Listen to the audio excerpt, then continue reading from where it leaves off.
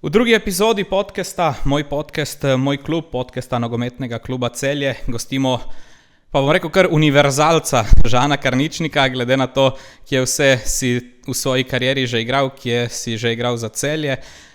Žan, pozdravljen. Pozdravljeni. Žan, vedno začnemo z neko navezavo na aktualno dogajanje, bom pa tokrat nekoliko obrnil eno leto nazaj. V takem času se je jesenski del sezone v Bolgariji že končal. Zdelo se je, da tam neke prave priložnosti po vsem, kar se je dogajalo, ne boš dočakal. Če primerjaš z enim letom kasneje v Celju na prvem mestu z reprezentanco si se pravkar uvrstil na Evropsko prvenstvo. Kako veliko in hkrati kako malo časa je minilo v tem enem letu in kaj vse se ti je v tem letu lahko zgodilo? Si lahko pričakoval kaj takega, kako si lani decembra se oziral na to? Ja, res je, v tem, bom rekel, kratkem času se je zgodilo veliko dobrih stvari. Po nekakšni tisti prvi pol leta v Bolgariji, kjer je šlo dejansko skoraj ne bi moglo iti boljše, ko sem igral, ko smo postali bom rekel, prvaki z rekordno število oziroma prednosti takrat pred CSKA-jem. Potem je prišla ta pauza, oziroma za mene niti ne pauza, ker je bila tudi takrat reprezentanca, tista Liga narodov. In od takrat naprej, bom rekel, v drugem delu niti sam točno nimam nekih odgovorov, zakaj, kako se je pač zgodilo, kot se je zgodilo v Bolgariji. In potem je propadel ta prestop še na Norveško. In jaz sem bil tam tiste, bom rekel, 3 meseci so bili dokaj težki, dokaj naporni. Čakal sem, da bo ta zimski prestopni rok, da nekako rešim svoj status, za kar sem izjemno hvaležen Celju, da me je takrat, bom rekel, spet nekoliko dvignalo na raven, kjer sem igral oziroma pred odhodom v Ludogorec, oziroma to je tista pol leta v Ludogorcu so bila za mene, lahko rečem, dobra. In tu so se potem začele, ko si v nekem ritmu začele odvijati neke boljše, lepe stvari in tako tudi z reprezentanco sedaj to Evropsko prvenstvo in upam, da bomo nadaljevali v tem ritmu. Slaviša Stojanović je nedavno v oddaji Pod prečko dejal, da te je takrat celotna Slovenija reševala iz Ludogorca. Kdo vse je bil takrat vpleten v to, da se te pomaga znova vrniti, glede na to, da si bil, odkar si praktično v reprezentanci, nepogrešljiv član? So stopili tudi, bom rekel, NZS določeni ljudje iz NZS-ja v kontakt s Celjem, da dejansko so me vrnali v ta ritem, tako da plus, bom rekel, menedžer in smo se dokaj hitro dogovorili s Celjem in to je to.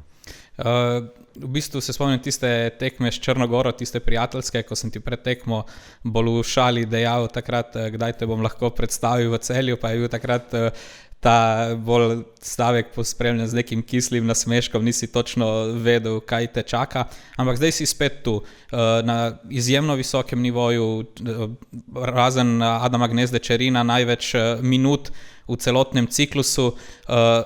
Ta reprezentanca je znova vrnila neko prepričanje, neko zaupanje, da ljudje znova verjamejo v euforijo. Tudi ti si sam del tega, kako si spremljal, bom rekel, kar nekako ponovni vzpon po tisti, recimo Srbiji, ko se je zdelo, da je reprezentanca in kot sama ekipa in kot kar je javnost verjela, da verjetno se dotaknila dna. Kako si sam doživljal ta, pa tudi kot član reprezentance, ta, bom rekel, ponovni vzpon?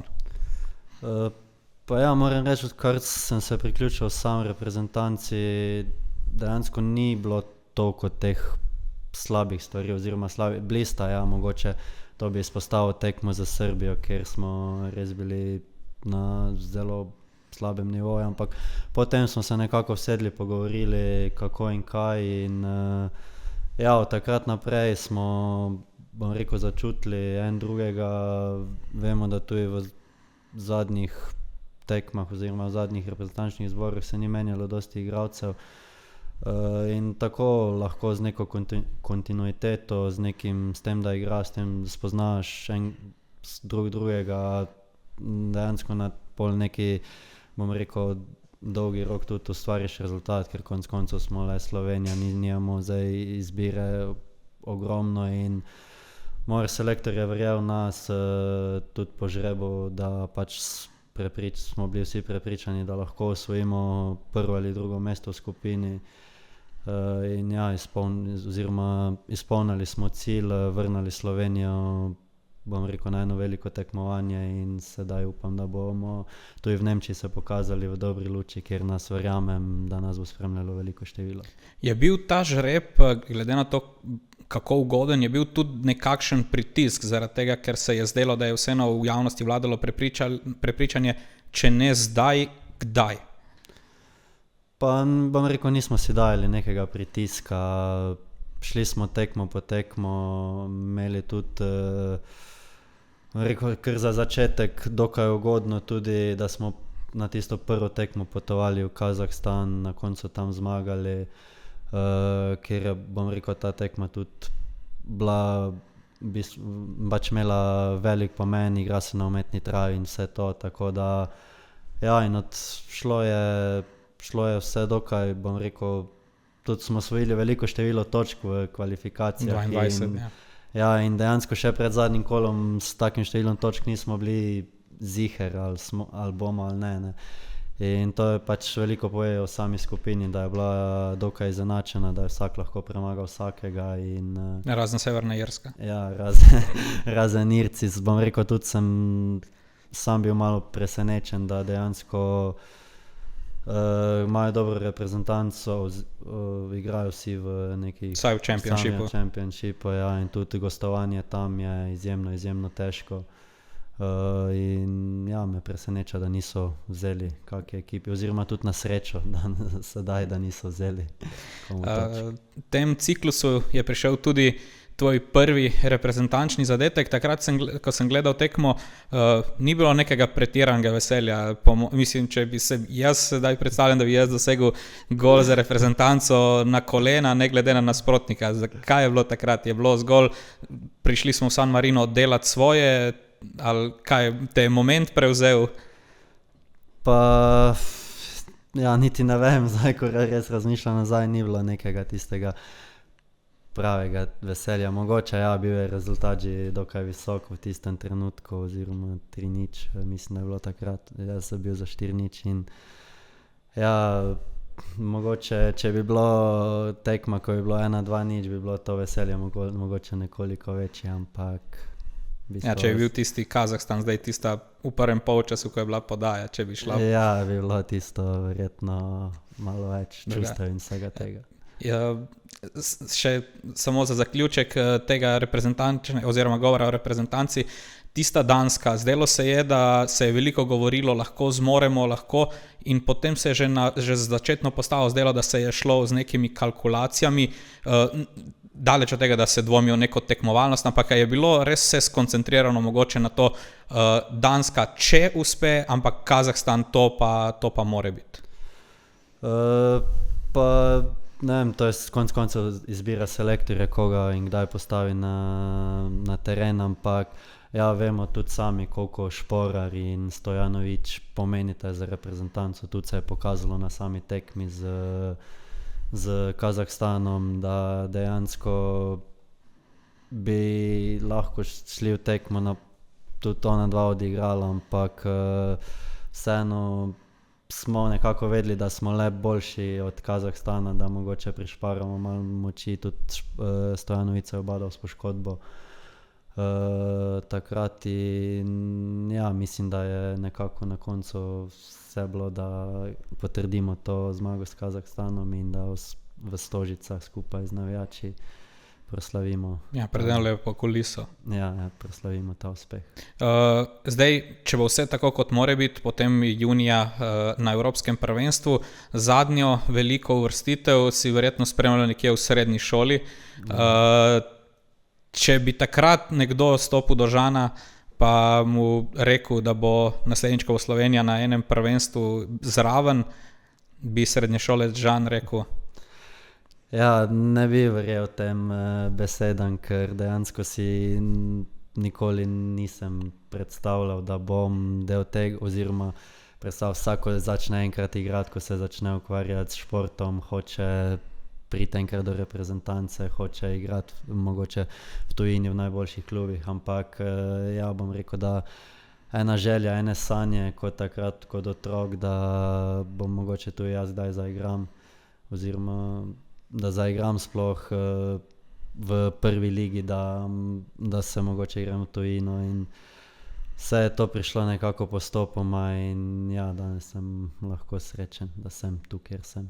Ja, in zaradi tega mi je tvoja zgodba toliko bolj, bom rekel, posebna, z neko večjim občudovanjem, glede na to, ker ni tisto že kot mlad šel v tujino, pa se potem tam dokazal, pa najprej v slovenski ligi, pa potem šel nekam ven.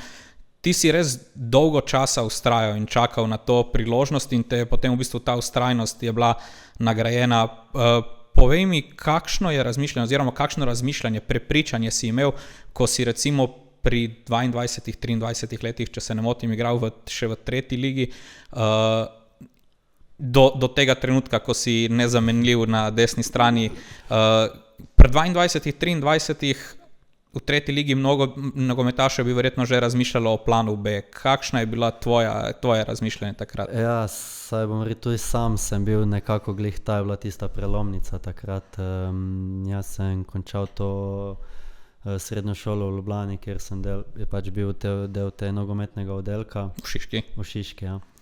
In ja, potem sem se po mladinci, oziroma mladinsko šolo sem končal v Dravogradu in takrat sem se potem vrnil nazaj v Radlje, kjer se je nekako glih so se širile te tretje lige na 4 dele in je bilo in Radlje in Dravograd in takrat Maribor B ekipa, vsi so bili v tej isti ligi, v tretji ligi.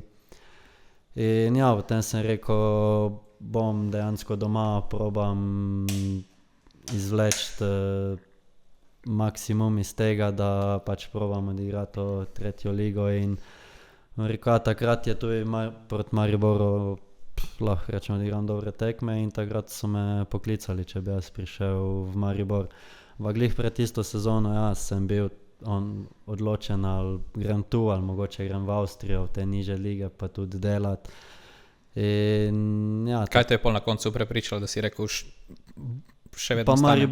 Maribor mi je takrat ponudil, bom rekel, neko to štipendijsko pogodbo, če bi bil zainteresiran, da prijem k njim in ja, sem rekel, grem probat, nimam kaj izgubiti, če vedno se lahko pol, če ne bi uspelo, vrnem domov oziroma si najdem kaj druga in potem je tudi sledilo, da sem podpisal prvo profesionalno pogodbo z Mariborom in pol je bilo pa še, da so po tej sezoni so pa razpustili to B ekipo, in sem bil tak, spet pred razpotjem. Ja, spet ali grem spet v Avstrijo, to nižjo ligo, ali da se mi bo ponudilo kaj boljšega, ker Maribor v bistvu niso stopili več stik, da bi podaljšali to pogodbo, v katero sem podpisal samo 1 leto in ja, takrat se je pol pojavila ta Mura in so to zgodba z Muro, kjer se je odvilo, kako se je.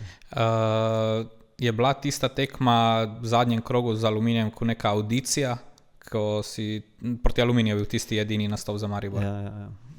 Ja, takrat sem se, oziroma zadnja 2 meseca, oziroma nekaj mesec in pol, ko smo postali že prvaki in ko smo dejansko se je vedelo, da te B ekipe ne bo več, sem že jaz treniral z člani, na koncu mi je tudi bil je trener Milanič ponudil to priložnost v Kidričevem z Aluminijem.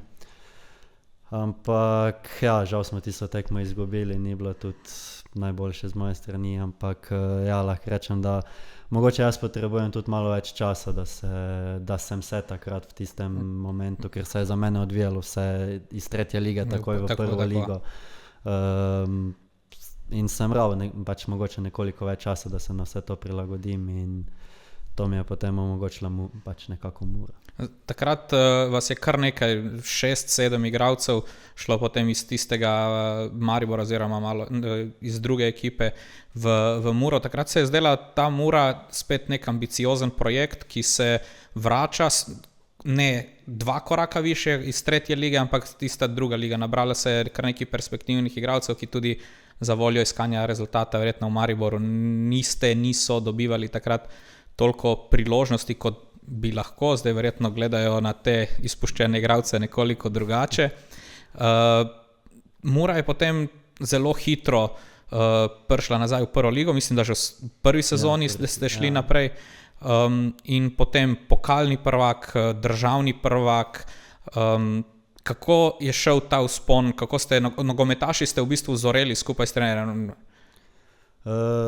Ja, takrat so nas pol poklicali v to, oziroma nas je šlo, mislim, da Sirki Lorbek in jaz smo šli takrat v Muro in ja, dejansko vemo tudi zgodovino Mure, da prej nekako vedno so imeli nekakve probleme, ni bilo drugega in tudi sami nismo vedeli točno v kaj se spuščamo, ampak dejansko nam je bila predstavljena neka dobra zgodba, dali so nam priložnost in ja, lahko smo konec koncev danes vsi hvaležni od tega. Dosti se nas je, bom rekel, tudi prodalo iz Mure v tujino in ja, so postali nek stabilen klub, tudi sami so zaslužili od nas in ja, tako kot sem rekel, postali nek stabilni prvoligaš, oziroma kasneje tudi vemo, kako so se stvari odvijale z Šimundžo, z tem vodstvom, ki je še danes na čelu.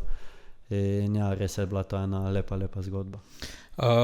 Slovenska liga je še vedno zelo dojemana kot neko tržišče oziroma neko, bom rekel, za audicijo oziroma nek oder za tuje lige. Kakšno je potem razmišljanje nogometaša, ko recimo pride do pokalne lovorike, do državnega naslova in ima v glavi, osvojil sem tukaj vse, kar se da, je potem v bistvu prva misel, zdaj pa bi šel nekam ven? Ja, lahko rečem, da res smo z Muro osvojili vse, kar se je v teh letih osvojiti, konec koncev dalo noben takrat, verjetno tudi sami navijači, ker poznajo klub zgodovinsko, si niso mislili, da lahko ena taka ekipa dejansko ustvari tako lepe uspehe. In ja, kot rasli smo vsi pač cel klub je rasto Šimundža, vemo, da kakšen trener je, imel tudi ima neke izkušnje tudi on odprej in dejansko je znal iz nas potegniti tisto najboljše. In takoj smo iz druge lige prišli v prvo, se v takoj prvi sezoni, mislim, da to 4. mesto uvrstili v ta evropska tekmovanja, kasneje pokalni prvaki, državni prvaki. In ja, potem tudi konec koncev vemo, kakšni so, bom rekel, vložki v Sloveniji v nogometi in ko enkrat osvojiš vse to, ko ti uspe dejansko to, kar je uspevalo meni v tisti sezoni, kjer sem tudi bil razglašen za najboljšega igralca in vse to, mislim, tudi reprezentanca in ja, moraš takrat izkoristiti priliko, da se tudi ti oziroma jaz, da se podam v tujino, da vidim, kako je tudi zunaj, da konec koncev tudi nekaj zaslužiš. Je bilo takrat prisotne kaj nestrpnosti, ko ni prišlo do prestopa, ali je bila recimo dobra uteha to nastopanje v evropskem tekmovanju? Veliko se je govorilo že med samim poletjem o tvojem odhodu, vem, da je bila Rusija takrat aktualna. Je bilo takrat kaj nestrpnosti, ko si se bal, da si zgubil tisti oziroma zapravil tisti moment, ki te je spremljal ob uvrstitvi v skupinski del, pa konec koncev kot državni naslov? Pa ne, bom rekel, da niti ni v tistem času, dosti mogoče je pisalo, ampak sam konkretno nisem imel neke dobre ponudbe, ker bi pa tudi konec koncev odigrati evropski del, kvalifikacija je nekaj, oziroma vse kvalifikacije in potem skupinski del je nekaj lepega in tudi to na koncu sem hotel, da pač to doživim z Muro takrat in vedel sem, da to mogoče še neka odskočna deska, da se dobro predstavim v kvalifikacijah oziroma v sami konferenčni ligi in da bo potem prišel ta čas za odhod v tujino. Je bila zmaga nad Tottenhamom ena izmed najslajših v tvoji karieri? Pa ja, lahko rečem, da je bila to, mislim, največja zmaga v karieri. Tudi ta nad Kazahstanom? Pa če pogledamo klubsko kariero, vsekakor ta na Tottenhamu, ampak ja, dejansko takrat si Mura ekipa iz Slovenske lige, da lahko premaga enega Premier ligaša, ker dejansko so igrali igralci. Ni bila druga ekipa. Ja, ni bila, mogoče je bil kak vključen to, ampak igrali so tako Kane kot Son, kot... Ali je dobil rdeč karton? Ja, no, Sessegnon dobil rdeč karton. Sessegnon, pardon. Ja, Ali je igral. In jaz, da bi mi takrat do pretekmo rekel, da je to možno, bi rekel, če je normalen, oziroma da ni mogoče, ampak vidimo, da nogomet piše lepe zgodbe in to je, mislim, ena lepa zgodba za nas. Za en intermezzo, se ti zdi zmotno to razmišljanje, bom rekel, morda slovenske javnosti, tudi takrat so bili očitki, ko je Celje letos igralo v kvalifikacijah, da slovenski klubi v Evropi morajo delovati pragmatično, da se ne bi smeli odprto zoperstaviti nasprotnikom, da to ni način, na katerega so lahko slovenski klubi uspešni. Pa mi smo glih, bom rekel, letos mogoče pokazali kontra temu, oziroma vemo pod Riero, vemo kakšen trener je, kaj zahteva od nas. Verjamem, da je mogoče bilo zelo, zelo težko preskočiti Viktorijo z prejšnjim trenerjem, ampak ko je prišel, ima tisti, bom rekel, nekaj več in prepriča igralce, da lahko, da bomo stopili visoko, da enostavno je pripravil v tistih 2-3 dneh ekipo tako mentalno, pač v bistvu najbolj mentalno, da pač dejansko lahko zmagamo. In ja, potem tista povratna tekma, kjer smo jih še nekako imeli več časa, jih nekako zanalizirali, kako in kaj se bomo postavili, da mogoče tudi malce presenetili. Niso si mislili, da lahko verjetno en slovenski klub odigra mogoče so bili z eno nogo že oni, ker so zmagali v gosteh, da so že bili v tretjem krogu in ja, mi smo to potrdili, da lahko tudi mogoče z nekakšnim drugim načinom, kot smo ga bili mogoče vajeni od slovenskih klubov v Evropi, tudi posežemo po boljših rezultatih.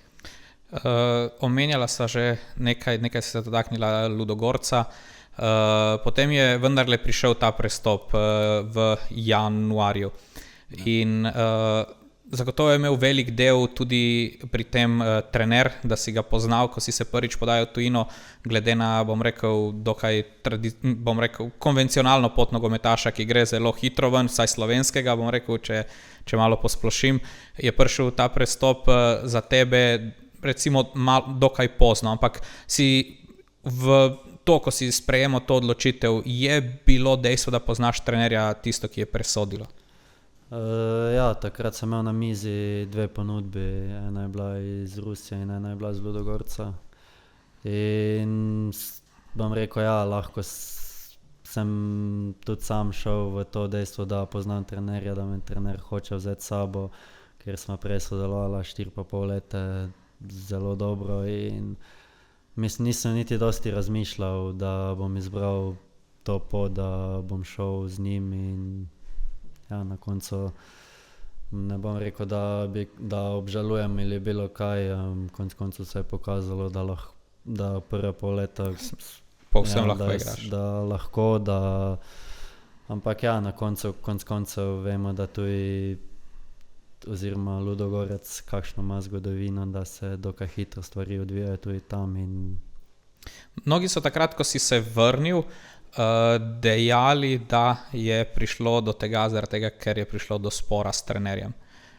Je bilo karkoli resnice v tem? Ne, nismo mi imela nič, da bi se ne strinjala, oziroma smo tudi v kontaktu, kot če se danes vidimo, se pozdravimo, se pogovarjamo čisto normalno, tako da mislim, da ni oziroma zamere ne z moje, ne z njegove strani, da je vse poteka korektno. Ja, sem želel, da se to lepo razčisti, ker se mi zdi, da je še vedno preveč tistih ljudi, ki mislijo, da je prišlo do kakršnega spora, pa tudi sam si že namignil na to, tam se veliko menja trenerje, vprašanje sploh, koliko je tam klubska politika, koliko se trenerja sploh vpraša, ampak vseeno je bilo kaj grenkega priokusa zaradi dejstva, ker seveda, da če bi bilo mogoče vse pod trenerjo, oziroma če bi se trenerja kaj vprašalo, bi ti še vedno, ne vem, če bi igral za Ludogorec, ampak bi verjetno vsaj tisto polovico zadnjo neki več igral. Ja, tam bom rekel, da so določeni ljudje, ker mogoče tudi imajo več besede, odločajo več. Ne vem, zakaj je prišlo niti do tega, nisem niti poiskal nekih pravih odgovorov takrat, zakaj nisem igral več, ker je tudi, jaz mislim, da bila to odločitev drugih ljudi, ampak se pravim, da ne bom komentiral nekaj, kar ne vem, brez veze razpravljamo zdaj o tem, ampak jaz sem pač vesel, da mogoče so se stvari tudi razpletle, kot so se, da ko je prišlo do nekaj slabega, je mogoče zdaj toliko boljšega in Yin-yang sprejmeš dobro, slabim pa potem dobro. Potem je prišla tista vrnitev slovenski nogomet, prihod v Celje, res močna ekipa, kar nekaj bivših soigralcev in kot nalašč je prišla tista prva tekma spomladanskega dela ravno proti Muri. Kar nekaj tenzij je bilo med kluboma v tistem obdobju, povsem razumljivo, ampak kako si ti kot bivši član Mure, novopečeni član Celja, gledal na vso to, pa bom rekel, neke težke besede oziroma neko rivalstvo med obema kluboma v tem build-upu za to tekmo? Ja, bilo je res kar intenzivno takrat, ampak moram reči, da sam niti nisem imel nekega problema s tem, se nisem niti obadal, ker konec koncev tudi, ko sem se vračal v Slovenijo, Mura za mene ni pokazala nekega interesa in bom rekel, sam nisem bil toliko vključen, mogoče koliko so bili ostali. Konec koncev tudi Nisi direktno prišel iz Celja oziroma iz Mure v Celje, ampak ja, vemo, da je v nogometu ogromno tega, da pač dejansko se moraš sprijazniti s tem, vedno je nek procent ljudi, ki pač vidi vse slabo oziroma v vsakem dobrem tudi vidi marsikaj slabega in ja, takrat se probaš čim bolj oddaliti od tega, da ne poslušaš oziroma ne bereš teh novic in mislim, da je to najboljše. Podobno vprašanje sem postavil že v prvi epizodi, ampak še zate, ker me zanima tvoj odgovor. Kako ti gledaš na ta razvoj nogometa v smislu, da ljudje morda prepočasi dojemajo, da imate konec koncev tudi vi kot nogometaši nek rok trajanja, če se malo pošalim, in da je v tem obdobju pač treba tudi poskrbeti zase in da ni vedno časa oziroma prostora za tisto romantiko in neko pripadnost in da še vedno lahko obstaja spoštovanje do bivšega kluba in hkrati želiš poskrbeti zase.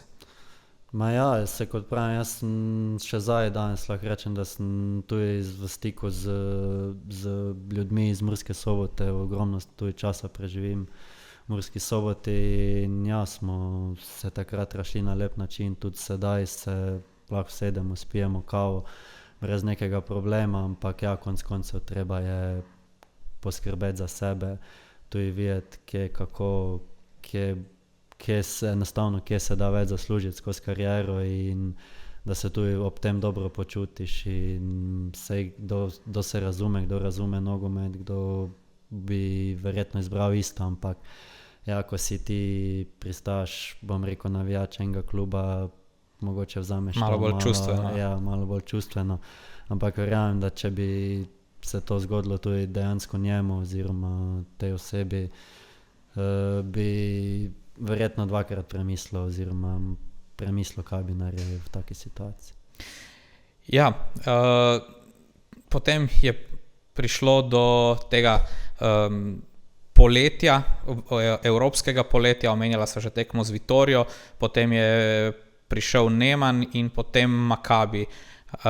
Tista prelomnica je bila verjetno prva tekma, verjetno tisti bom rekel, prepoceni četrti zadetek, ki je pač verjetno v tej večji sliki veliko več pomenil, ampak spet tista povratna tekma. Fascinantno mi je bilo, da je trener Riera takrat vedno govoril, v drugi tekmi bomo vedno boljši.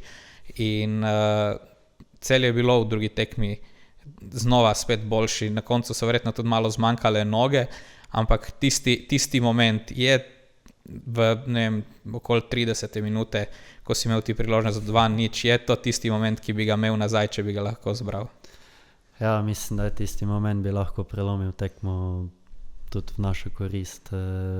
Dejansko smo jih celi prvi polčas držali v nekem knockoutu, niso si ustvarili oni čisto nič, mi imeli še priložnost, mogoče kasneje tudi še ena priložnost, kjer bi lahko zabili na 2-0 in šli na polčas 2-0, kar bi dejansko spremenilo dosti stvari, ampak ja, res smo bili v vseh teh tekmah drugo tekmo boljši, ko smo nekako zanalizirali nasprotnika, imeli nekoliko več časa se, bom rekel, pripraviti na njega. In tu je bil pač dejansko Riera na izredno visokem nivoju s to njegovo, bom rekel, miselnostjo, z načinom, kako nasprotnika spraviti v težave in da smo, bom rekel, da smo se zelo, zelo dobro odzvali na vse to. Potem je prišla tista menjava, nov trener, Celje je nadaljevalo z dobro formo, Celje ima trenutno 8 točk prednosti pred zasledovalci. Sedaj se zdi vendarle, da se je vse skupaj poklopilo, da je tudi neka kontinuiteta, ni bilo veliko odhodov tiste glavne sredine iz prejšnje sezone. Se ti zdi, da je to tista glavna prednost ekipe, da je že kar nekaj časa vsaj tej glavni nosilci ekipe, da ste skupaj? Pa ja, to je vsekakor dobrodošlo, ker več ekipa skupaj dejansko boljše deluje kot celota in ja, tudi sam, ko sem prišel v Celje, nisem bil na visokem nivoju, tudi sem delal veliko več napak, kot jih mogoče delam sedaj, ampak ja, s tem, ko je prišel Riera, ko je tudi sedaj, ko je Krznar, sem to, tudi celotna ekipa zgleda dosti boljše, mogoče kot je v lanski sezoni. In ja, vsekakor je to dobrodošlo, da je ekipa skupaj, da se spoznavamo in oziroma sedaj smo tak že vemo točno kako in kaj. Ja, zdaj jesenski del se počasi bliža koncu, opravljen je bil tudi žreb, ki se je pogledal v garderobi sredi oziroma po koncu zasnežene tekme s Koprom. Če se ozreva zdaj malo proti prihodnosti, omenjal si Angleže, dobil si Angleže, ampak potem tista spet ta Danska. Je bilo vseeno malo razočaranja, ker si želiš na velikem tekmovanju morda igrati, pa ne da vsem spoštovanjem Danske, ampak da morda koga drugega, če si že z Dansko igral v skupini. Ja, če bi mogoče zdaj lahko pogledal nazaj, pa da bi mogel mogoče še enkrat zbirati, bi mogoče izbral tisti zadnji dve grupi, ko sta bili, ampak ja, žal je nam žreb spet namenil to Dansko in tudi Srbijo, s katerimi smo igrali v tej Ligi narodov, ampak da nijamo vpliva na to, gremo pač tekmo po tekmo. Ampak to je hkrati neka priložnost, da se vseeno, bom rekel, poravna neke račune. Srbija za Beograd, Dansko, da se pokaže, da konec koncev obe ekipi končali z 22 točkami.